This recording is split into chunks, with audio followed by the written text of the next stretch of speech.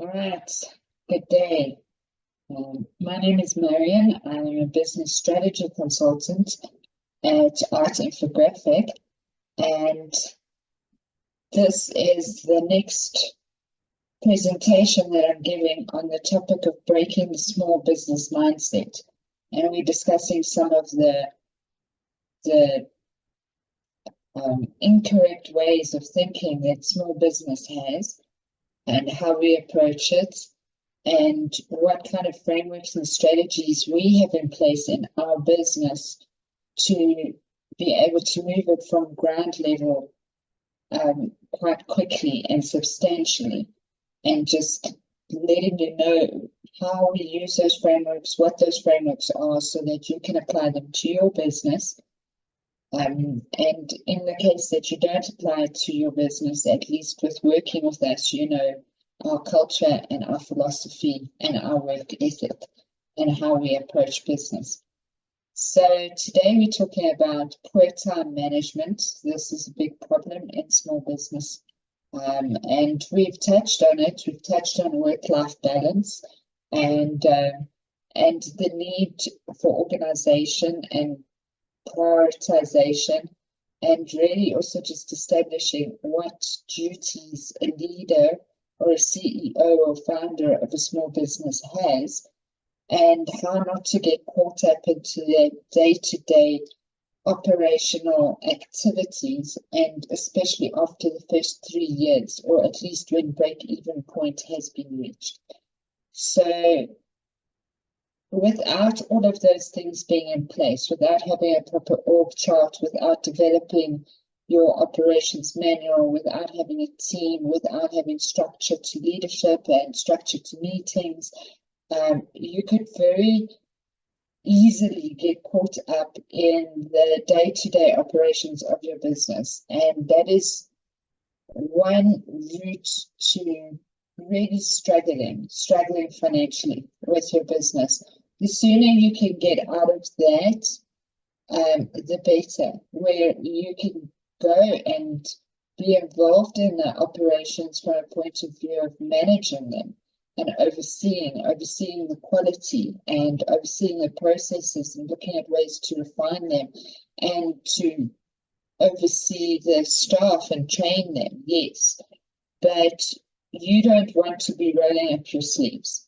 You want to be guiding other people through your experience and through the results that you want for your business, but you also want to free yourself up so that you can, as they talk about in the EOS system, move the rocks of your business and be the captain of your ship rather than one of the rowers in the bottom of the ship. You want to be directing, you want to be looking at the winds, you want to tell people to adjust the sails, and you need to keep your eye on the island that you are heading to.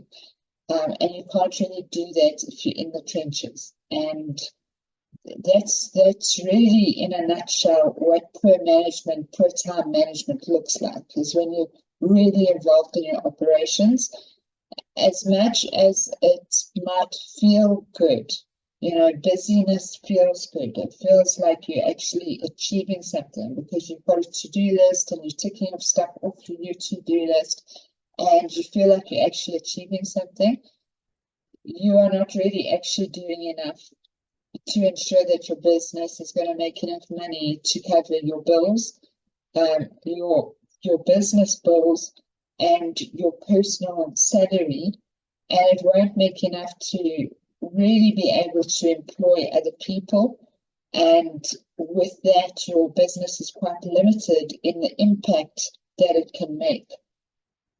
And so you got to weigh up, like, what is your purpose on earth? What kind of impact do you want to make? Where you work for somebody, like on a 9-to-5 basis, and their business might make a positive impact in the world, then at least you are contributing towards the economy, even if their business isn't making a positive impact. If you go and work for McDonald's, for instance, you're still contributing to the economy. when you remove yourself from the workforce, you can either not work and, hopefully you'd be in a position where income is kind of supplied for you and covers your expenses and that. Or if you want to become an entrepreneur or a small business owner, those are two different concepts, by the way. But if you want to become a small business owner or entrepreneur, that ideally you want to be able to cover your own bills, but also ideally you want to be able to contribute to the economy, to the community. You want to be able to leave the world in a better place for you having been in it and spending your time doing things that you love and that you're talented in, and putting your creativity and your talent out into the world. So by being involved in all your daily activities and your operations and feeling that you are busy, but if you're not making the impact that you could be making, are you actually being successful? Are you actually being productive? And I mean, that's a nuanced and controversial take on things. And at the end of the day, if you are doing something that you enjoy and you're producing something, you see, even if you're producing something, you are making an impact. So you want to try and leverage your time. You'll find this with a lot of top execs when you start talking to them. There is a threshold of money that will keep them happy. But what you start finding is you see that they start valuing time more and more. It's not necessarily that their time is limited, although that is a factor, but I've found that actually small business owners have much more limited time because they haven't planned out their time properly. Whereas a top executive might have a lot more free time. And that might sound counterintuitive, but I've seen it happen over and over again. As you know, I'm intending to grow my business quite substantially, but what I want to do is have 4 meetings a week, 4 one-hour meetings, and one would be with my marketing manager, another one with my accountant, another one with legal, and got to do with administration and documentation and agreements and things like that. And then the 4th one will be kind of an open meeting of an important meeting, whichever important meetings happen. So I would really try and limit myself to 4 very important meetings a week. I mean, ideally, I would say an hour, but some of those meetings might really be quite intense and quite long. And I'm happy to do that as long as it's with the key people. So you find that very often at top executive level that they have very limited numbers of meetings. They have much more free time because they're very focused on doing key relationship building and key activities, not being involved in the everyday activities. Whereas small businesses, they seem to run around like blue-ass flies, as they call it. They just run around just feeling like they're being productive. But you don't want to be in that place. You actually, that is poor time management.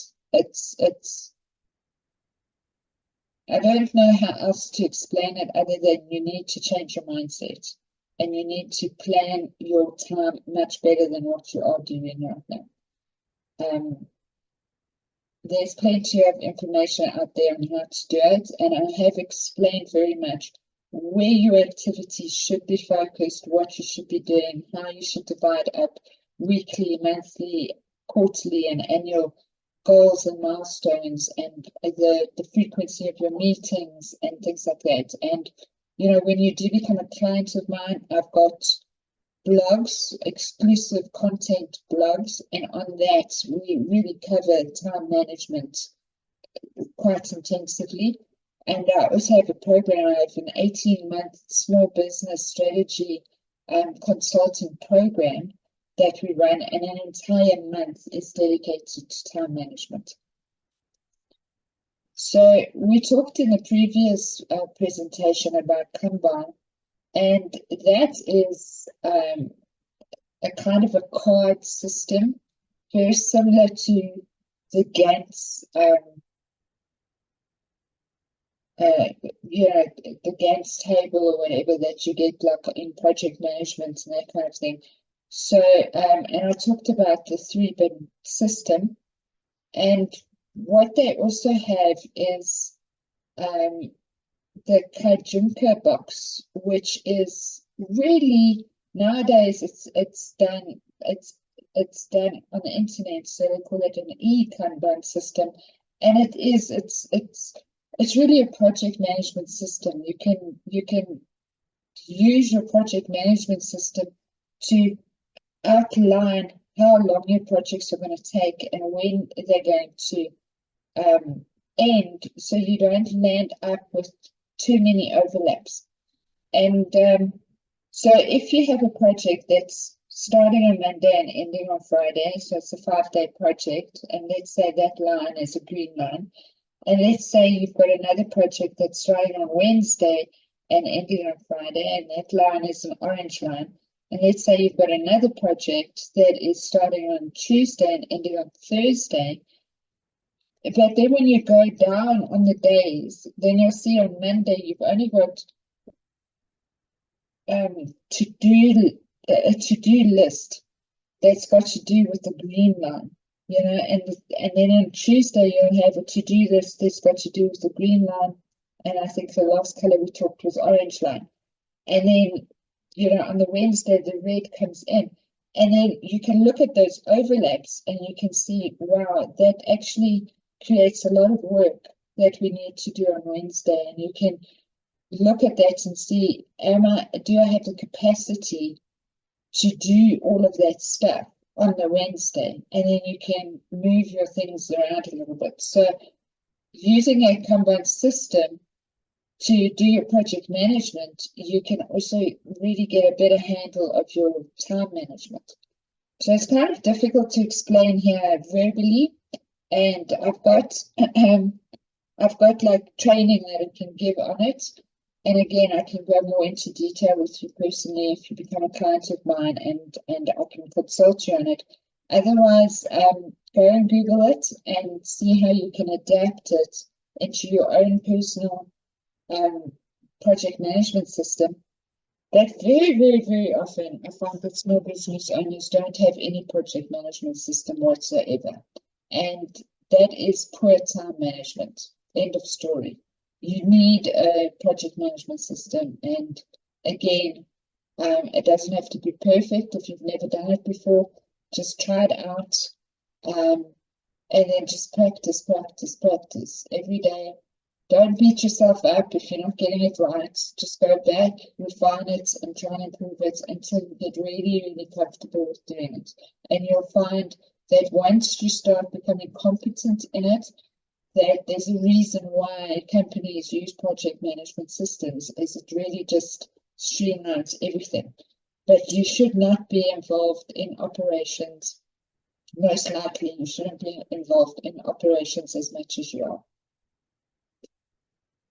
So I've put here exactly how the Kanban system works, and you can pause this and look at it and see how you can use this on your own and adapt it for your own business. Now, I know it's completely different probably to the kind of services and the work that you do. Like, I'm very sure of that. And the last thing that I really need is pushback from small business owners that aren't prepared to think out of the box and say, okay, maybe I don't need that. It's not a physical item. It's a service. It's not a physical bin.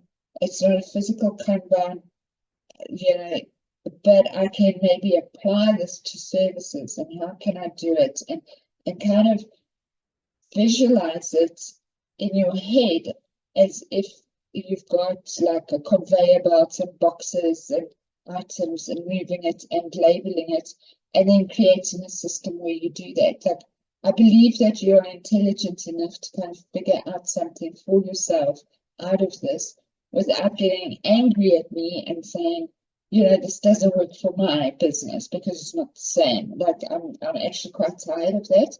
So, you know, just think out of the box and see how you can adapt this to your system. And if you have any difficulty, I'm available for consultation and I can help you. But don't get frustrated with it because it's not exactly the same. And that's the big thing with business. I can't really give you something that's cut and paste and you know, you just slot it in and repeat it. In many cases, you need to come up with a solution that works for you that's going to be different to everybody else's. But I've put it over here so that you can take the actual system and see if there's a way that you can apply it to your business. So we did talk about agile business earlier on when we were discussing scrums and the scrum framework, and it's this 15-minute session. And in fact, with agile business, they do it on a daily basis, where you have like a daily review and basically a debrief, like, you know, the work that we set out to do, have we achieved that, and then setting goals for the following day. For me, on a daily basis, it tends to be a little bit too much. So I'd rather go on a weekly basis, but it all depends on how you want to do it for your business. Right, customer feedback is actually, we've got an entire program called capability management, well, capability development, and it's based on a very complex feedback system that we have. And this actual presentation comes from a feedback. It comes from feedbacks of some of my clients giving me pushback, being very fixed in their small business mindset. And I really got to a point where it's like, I actually need to educate my clients and I need to educate my staff, you know, my existing staff as well as my future staff, so that they realize, you know, kind of where the boundaries are, where the leadership exists, and what kind of way that I operate my business. So it really came from like negative feedback from a couple of my businesses that just felt overwhelmed when I said to them they need to change certain things in their business, and they became very hard-headed about it and actually fought me on it. And I decided, you know what, let me create a presentation where I explain step by step how I operate, and at that point, you know, they can decide, is this a good fit or not. But I've also just got to a point where I'm tired of explaining myself, because I've been in business so long. I know what works and what doesn't work. And so we have these feedback loops, and it's not necessarily always the negative things. It's also positive things. So today I got an email for one of the programs that we're running. One of my clients went onto the program, and I've designed a website where I've got supportive articles that I've written that kind of explain to them why it's important that they do the exercises on each questionnaire that they fill in. And it also gives them activities to do so that they can do this program and kind of apply the work that they're learning. And I got an email back from her today saying how lovely she's loving this website, and you know, it's so nicely designed, and she's so happy to work with it. So that's now another feedback loop that I've got. So, you know, referrals and reviews and you know, just feedback and telling me what's working, what's not working, what's resonating, what's not. And then I then adjust my products accordingly and just tweak them and refine them that way. So if you don't have some sort of a system where you can get customer feedback, I've actually got a mentor that I work with. These are celebrities, like a big known person in the industry, and I've been working with him for the last year, and I'm very fortunate to be his mentee. And but his team ignores customer feedback. They've kind of put it in their minds that negative feedback is still feedback. It's just like negative publicity is still publicity. And I see it from an observer. Like, I can't really say much about it because I am a mentee. I you know, I kind of follow him around, and he's really connected with very rich people, and you know, I can't really comment on the way he runs his business, but as an outside observer, I've seen how this negative feedback, if it had been interpreted, if people actually listened to it, and you know, his team listened to it, and they had to tweak their products and it's around that feedback rather than ignoring it and almost seeing it like a badge of honor, rather actually saying we want to eliminate negative feedback and listen to our customers and things that they say and adjust our ways. I think that he would be even more successful than what he is. Whatever your approach is, it's your business. You can do whatever you want to with your business. Like it's not for me to judge. And it's the same with me. I don't judge my mentor. Like, there's everything else that, like, I learn from that. For me, that doesn't appeal to me. That's it's exactly the opposite of the way that I like to work. And I've just felt that, you know, listening to my clients, I've spent so much time trying to understand my target audience, understand their needs and preferences, that for me, it's just crazy to be ignoring any feedback that I'm getting from them, whether it's positive or negative, and listening to that and then producing something that's going to move my business to a better level where I can be of service to my customers to a better level. So as I've explained, this presentation is as a result of negative feedback that I got from, I'm talking about a couple of small businesses where they were like, oh, we're getting so overwhelmed, and you know, we don't have time for this, and you know, we don't want to get staff on board, and you know, this like continuous pushback against that. And now I've created this product, which I think is going to eliminate that headache in the future for both my clients and for myself. So taking that feedback and not ignoring it and trying to figure out a way to use it to move things in a positive direction.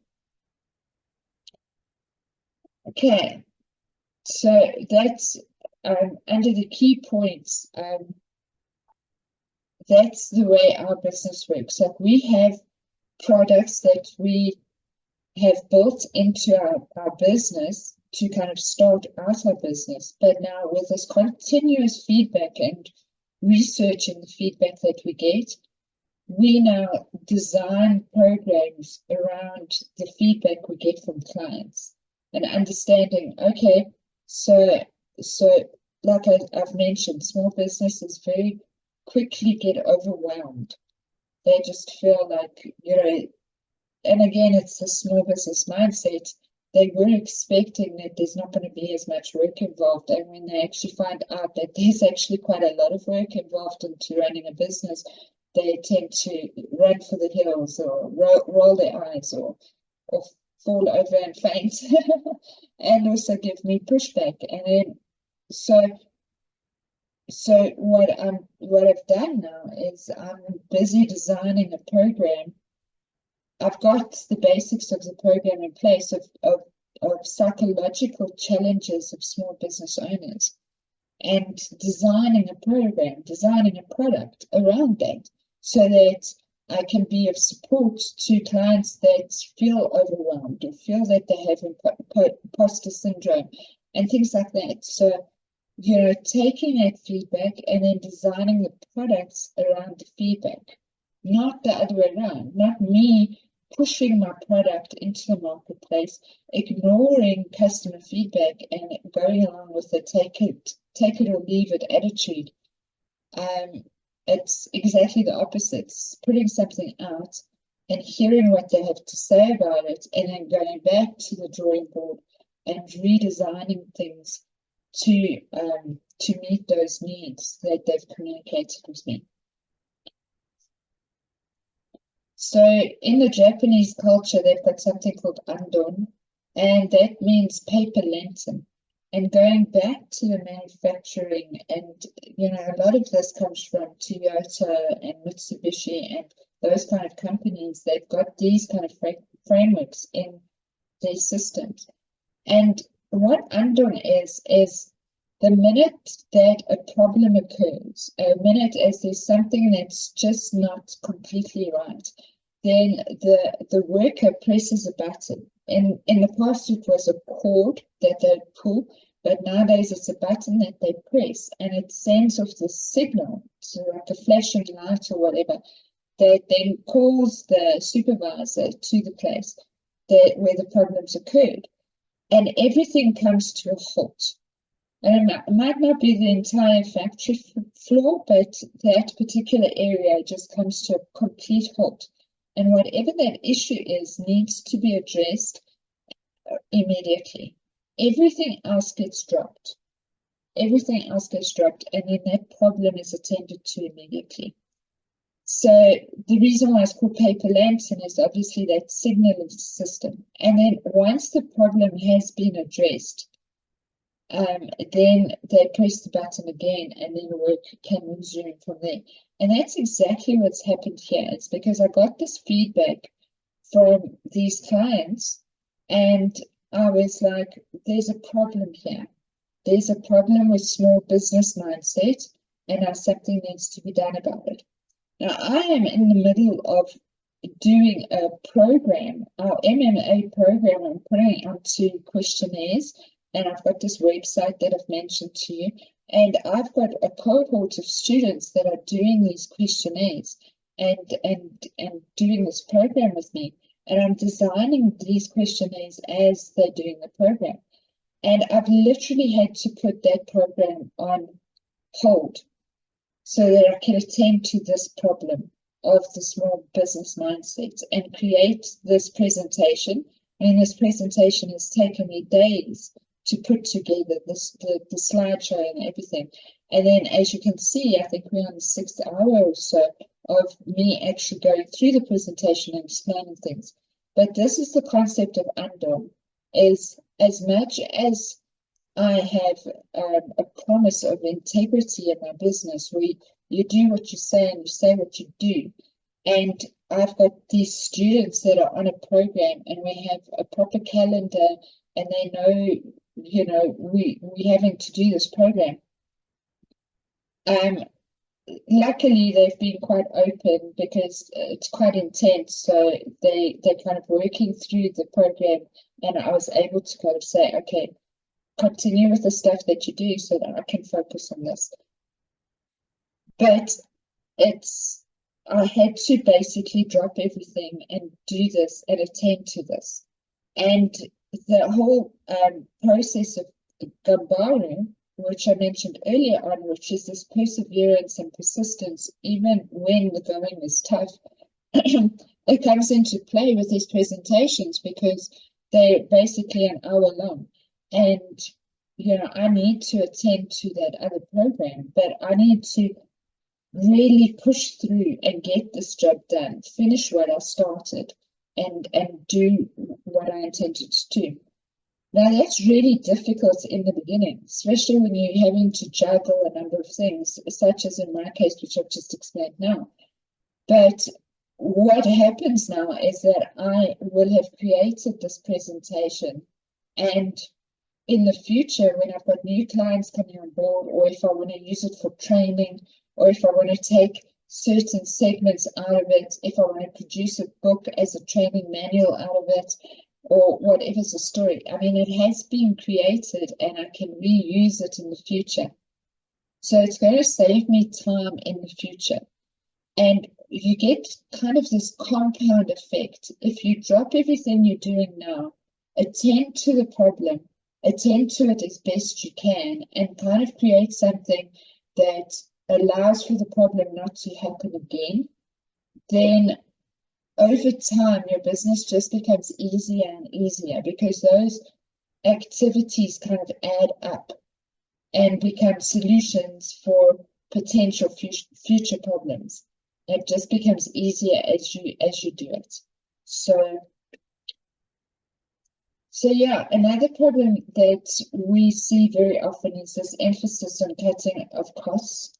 And very early in my career, I learned a saying that to make money, you need to spend money.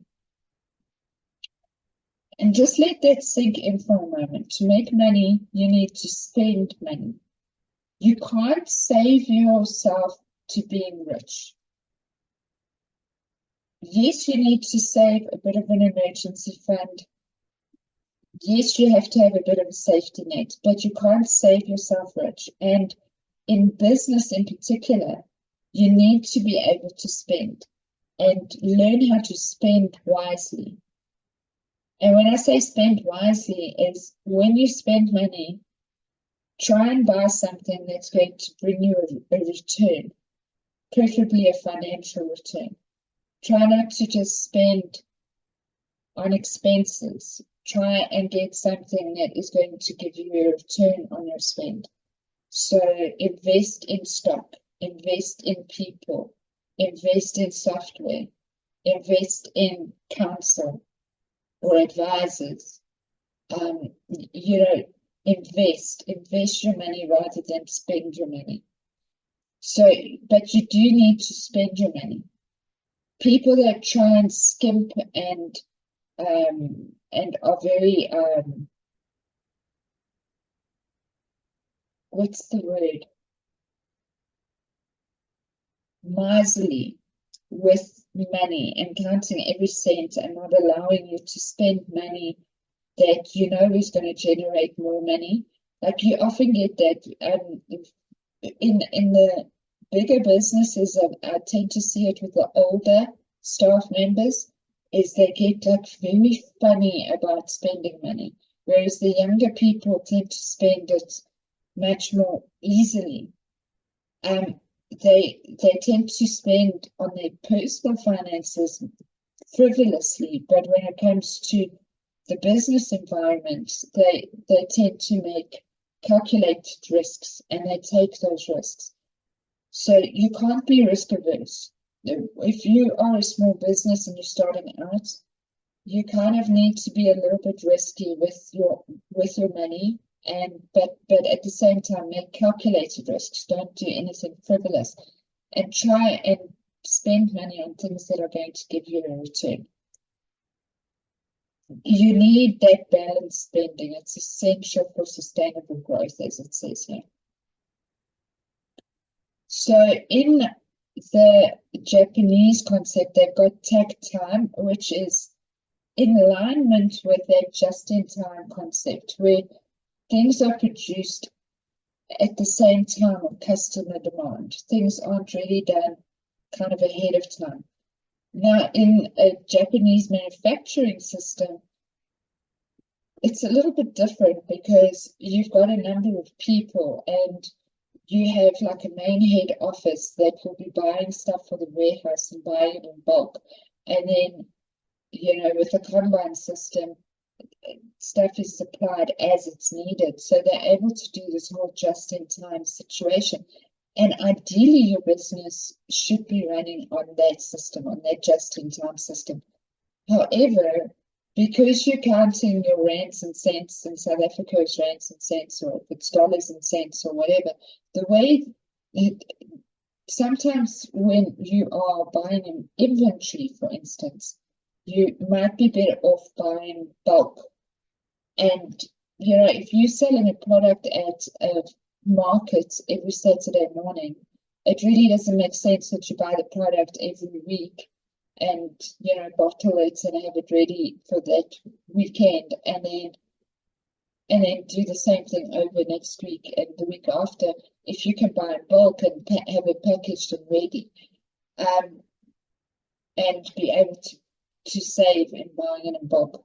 I think really what the point is here is that you've got to think about these things.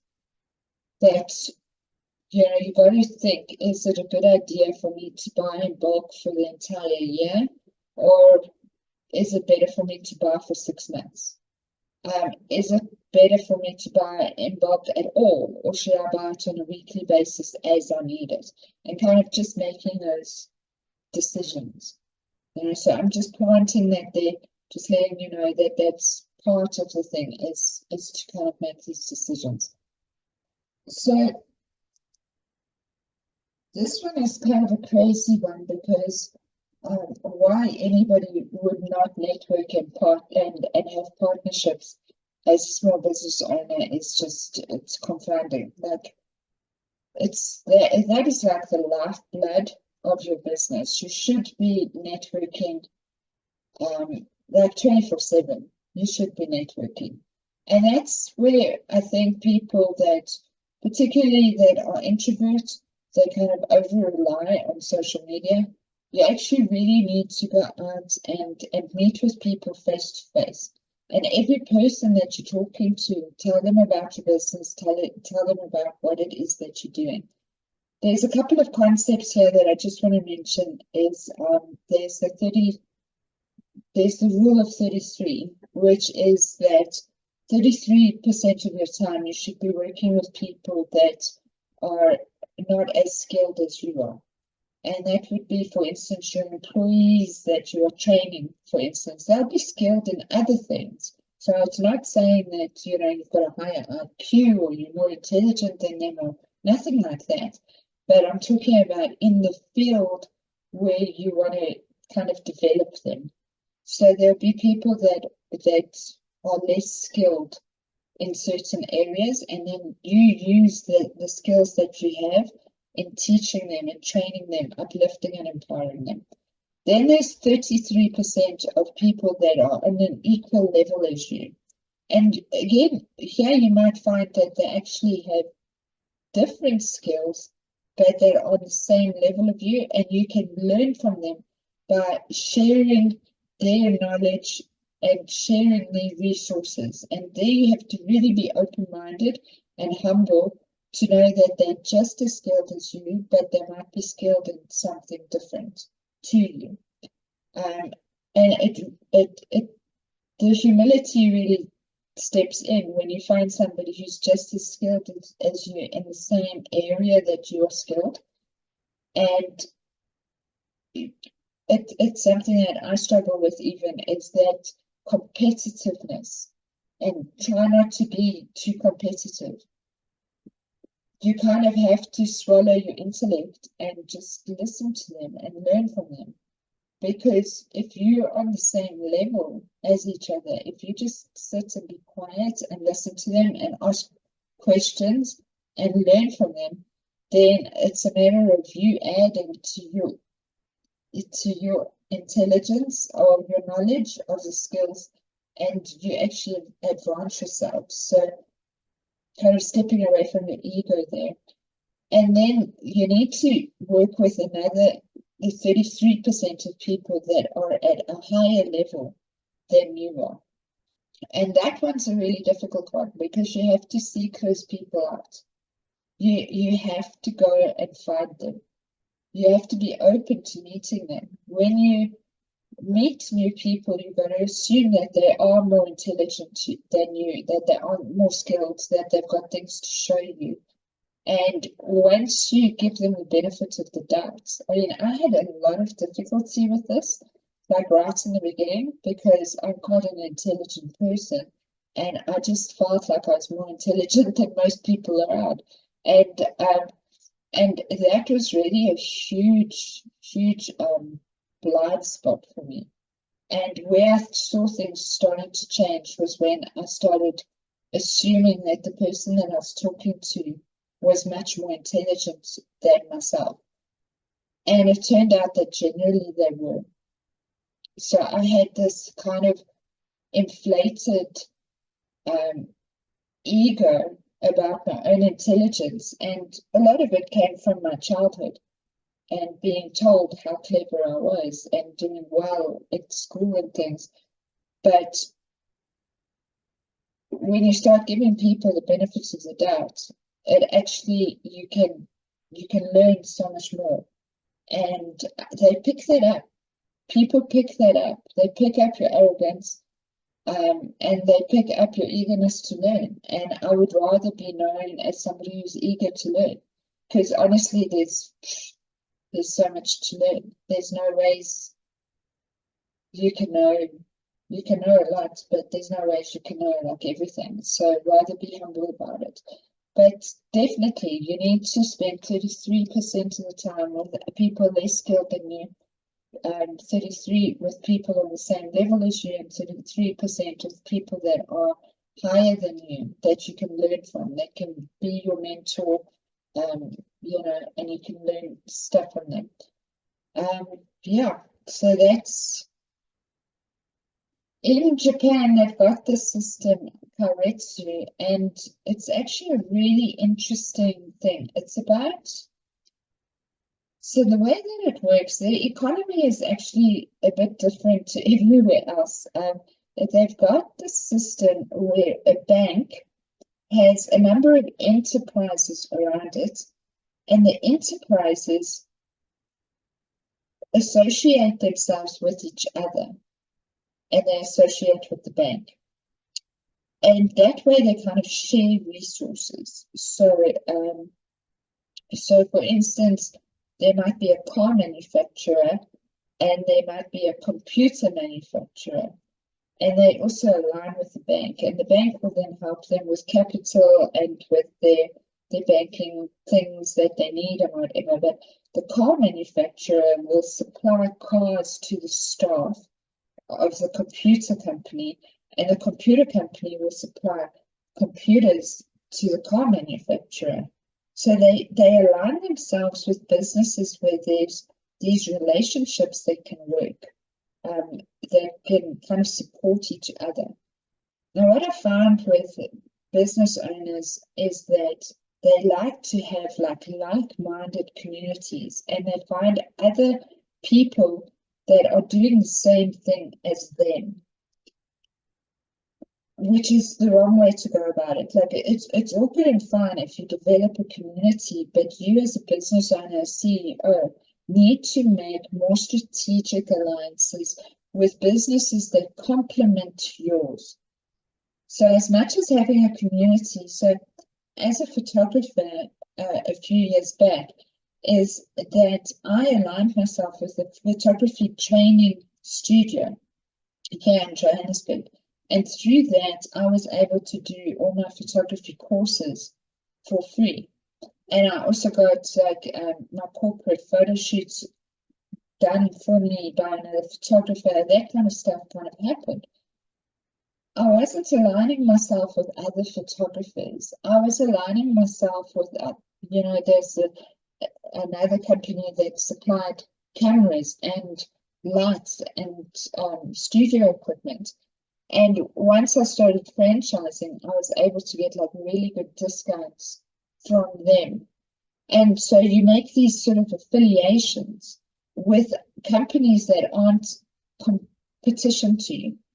So as much as it's nice to have a community of fellow photographers, and from there you can kind of ask questions, or if you have difficulties, or you see that the market, things are changing in the market, it's really nice as almost like a market research area of your business to have a community of like-minded people. But you as a CEO need to have these strategic businesses that you work with. And then the relationship with your bank is almost paramount as a small business owner.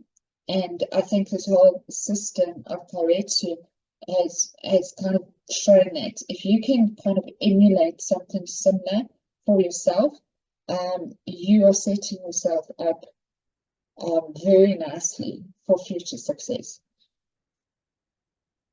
And so yeah, I'm just saying that, they've got a relationship with the bank, and then they'll do this cross sharing. And ultimately what happens is they'll end up owning the supply chain in their business. And through owning the supply chain, and this is like a common practice of successful businesses, the one that comes to mind is the mob in New York City. They own the supply chains, and that's maybe not the best example, but that's the one that comes to mind. Like, ideally, you want to have full control over the supply chains. It's one of the best ways to really grow your business. So I think that's basically it for now. We'll continue with adapting to market changes in the next presentation. I just wanted to thank you for your time, for listening to this, and I look forward to having you in the next presentation.